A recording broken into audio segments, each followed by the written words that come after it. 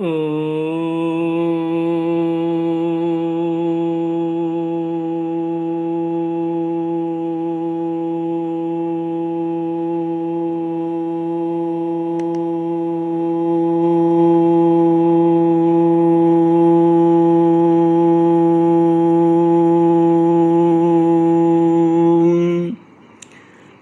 गुरुचरण कमलेभ्यो नमः।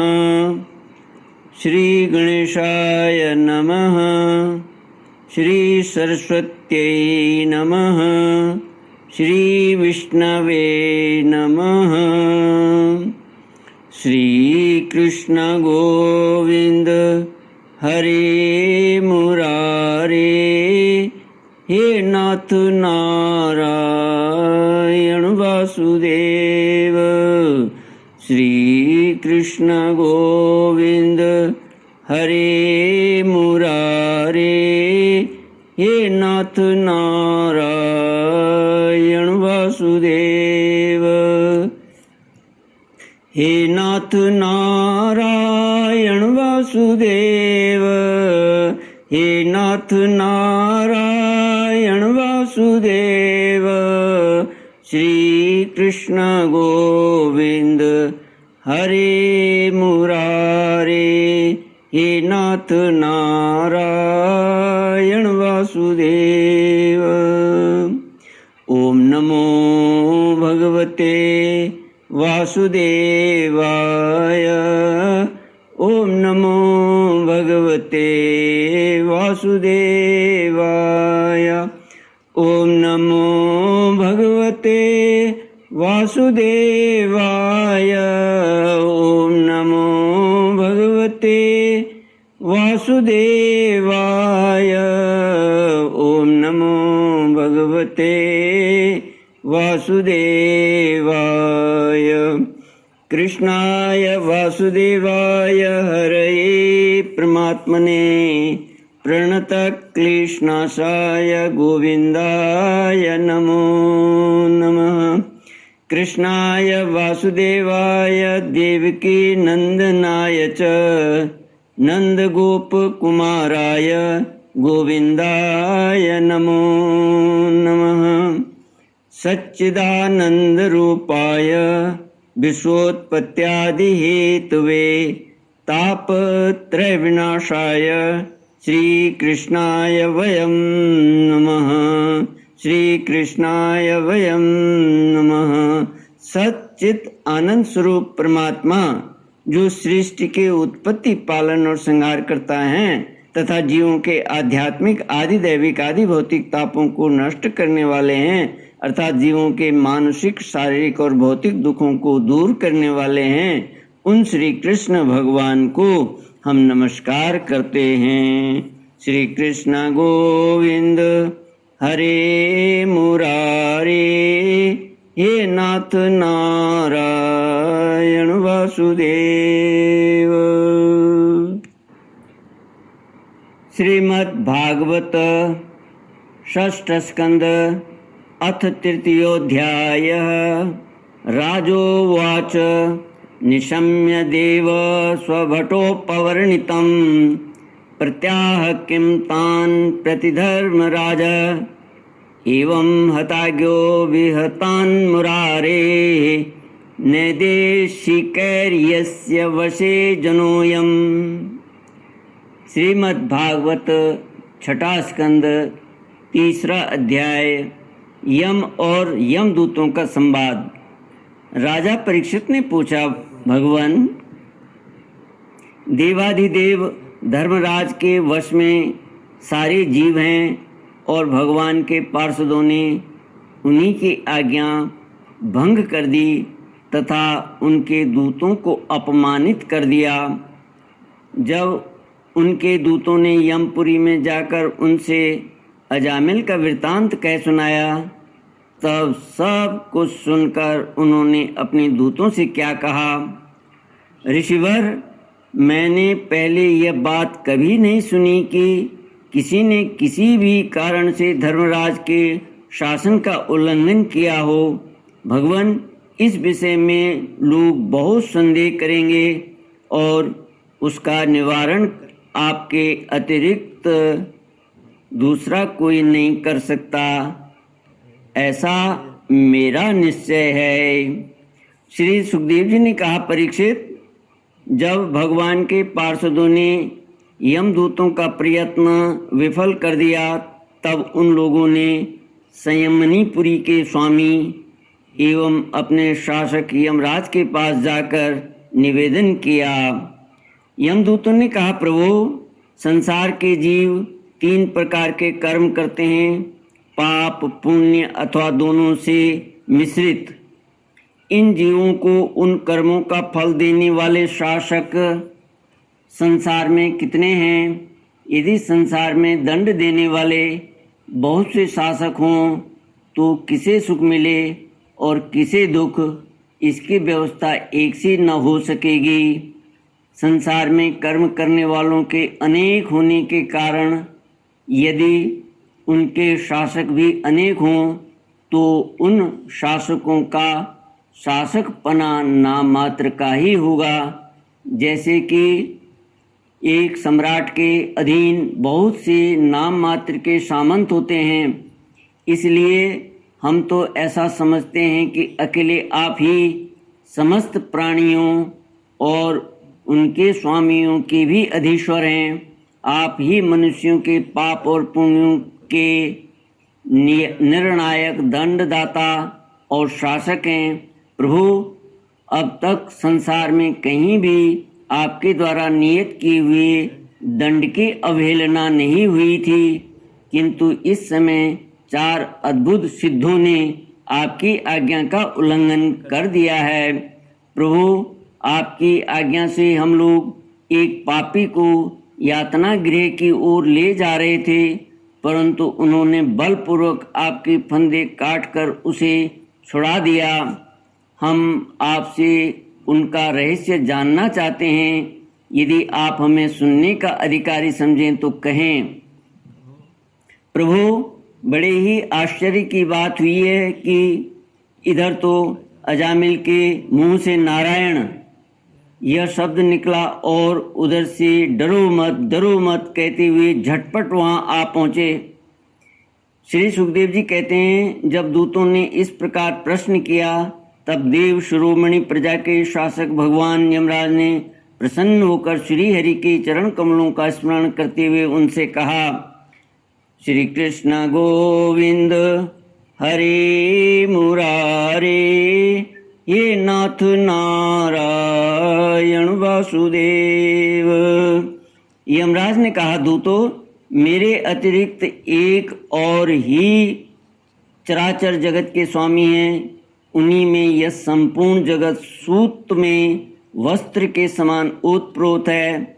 उन्हीं के अंश ब्रह्मा, विष्णु और शंकर इस जगत की उत्पत्ति, स्थिति तथा प्रलय करते हैं।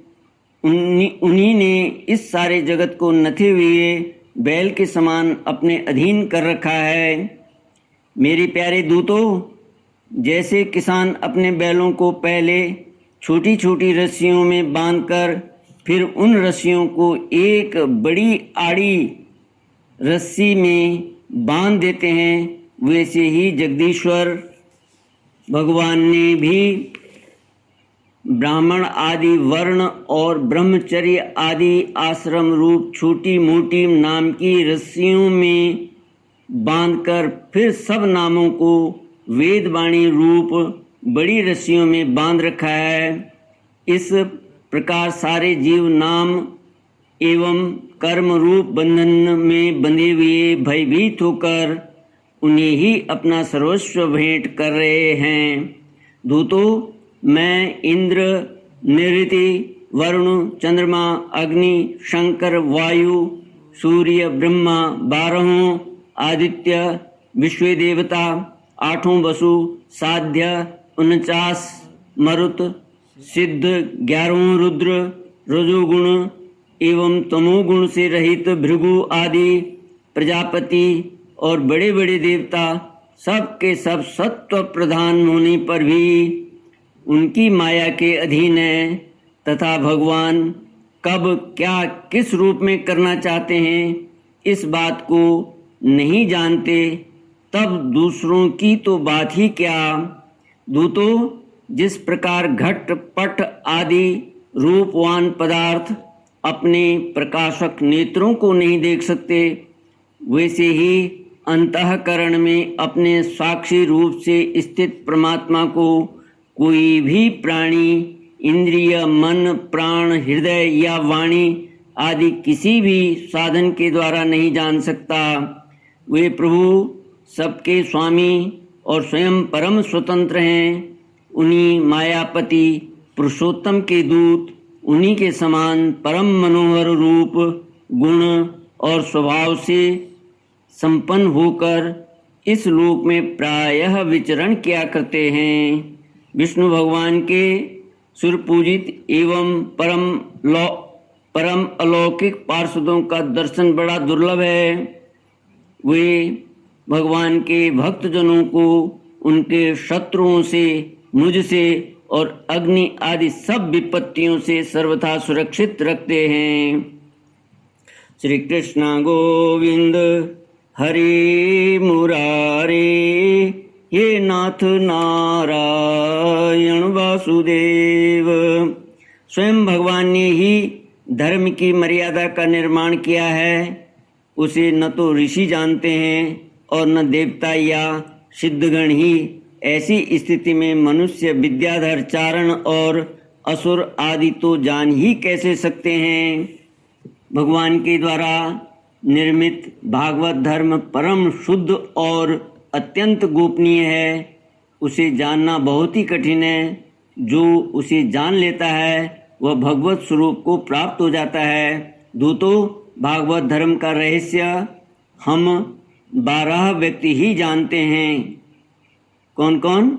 ब्रह्मा जी, देवऋषि नारद, भगवान शंकर, सनत कुमार, कपिलदेव, स्वयंभुव मनु, प्रहलाद, जनक, भीष्म पितामह, बलि, सुखदेव जी और मैं धर्मराज। इस जगत के जीवों के लिए बस यही सबसे बड़ा कर्तव्य परम धर्म है कि वे नाम संकीर्तन आदि उपायों से भगवान के चरणों में भक्ति भाव प्राप्त कर लें। प्रिय दूतों, भगवान के नामोच्चारण की महिमा तो देखो। अजामिल जैसा पापी भी एक बार नामोच्चारण करने मात्र से मृत्यु पाश से छुटकारा पा गया। भगवान के गुण, लीला और नामों का भली भांति कीर्तन मनुष्यों के पापों का सर्वथा विनाश कर दे। यह कोई उसका बहुत बड़ा फल नहीं है, क्योंकि अत्यंत पापी अजामिल ने मरने के समय चंचल चित्त से अपने पुत्र का नाम नारायण उच्चारण किया। इस नामाभास मात्र से ही उसके सारे पाप तो क्षीण हो ही गए, मुक्ति की प्राप्ति भी हो गई। बड़े बड़े विद्वानों की बुद्धि कभी भगवान की माया से मोहित हो जाती है। वे कर्मों के मीठे मीठे फलों का वर्णन करने वाली अर्थवाद रूपिणी वेदवाणी में ही मोहित हो जाते हैं और यज्ञ याग आदि बड़ी बड़ी कर्मों में ही संलग्न रहते हैं तथा इस सुगमाति सुगम भगवान नाम की महिमा को नहीं जानते। यह कितने खेद की बात है।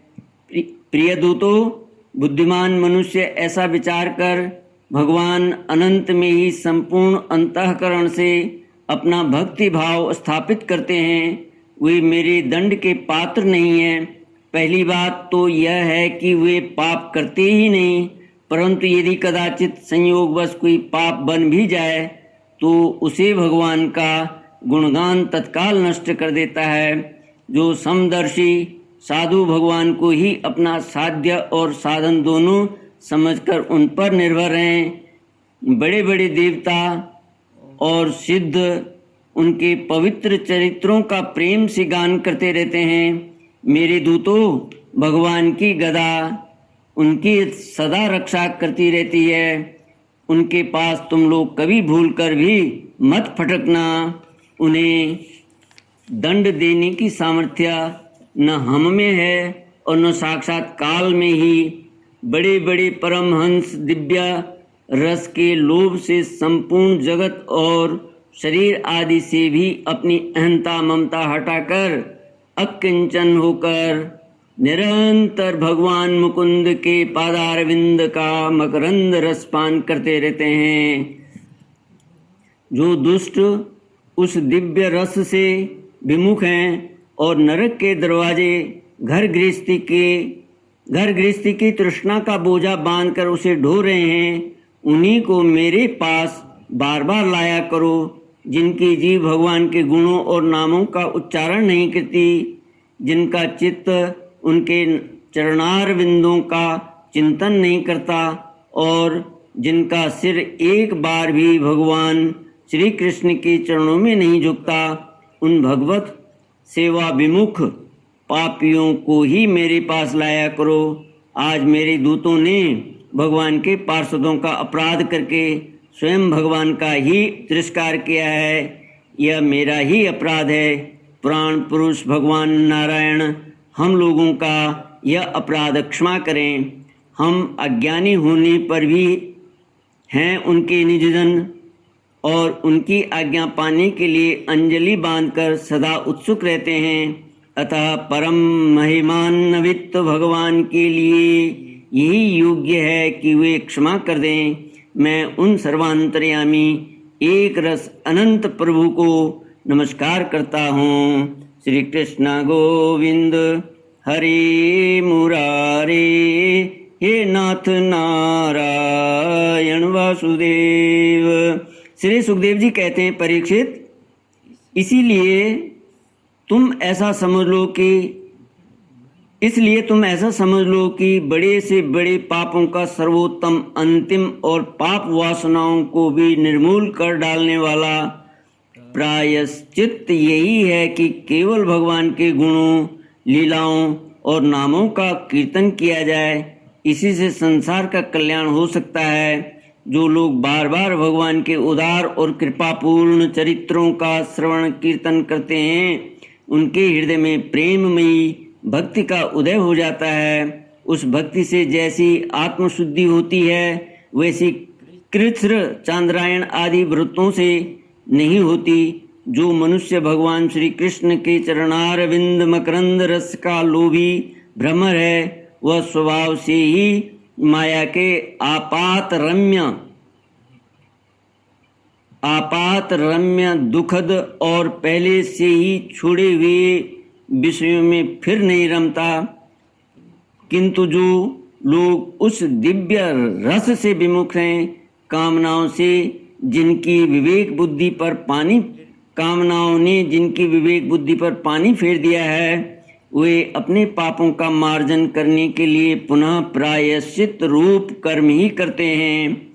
इससे होता यह है कि उनके कर्मों की वासना मिटती नहीं और वे फिर वैसे ही दोष कर बैठते हैं। परीक्षित, जब यमदूतों ने अपने स्वामी धर्मराज के मुख से इस प्रकार भगवान की महिमा सुनी और उसका स्मरण किया, तब उनके आश्चर्य की सीमा न रही।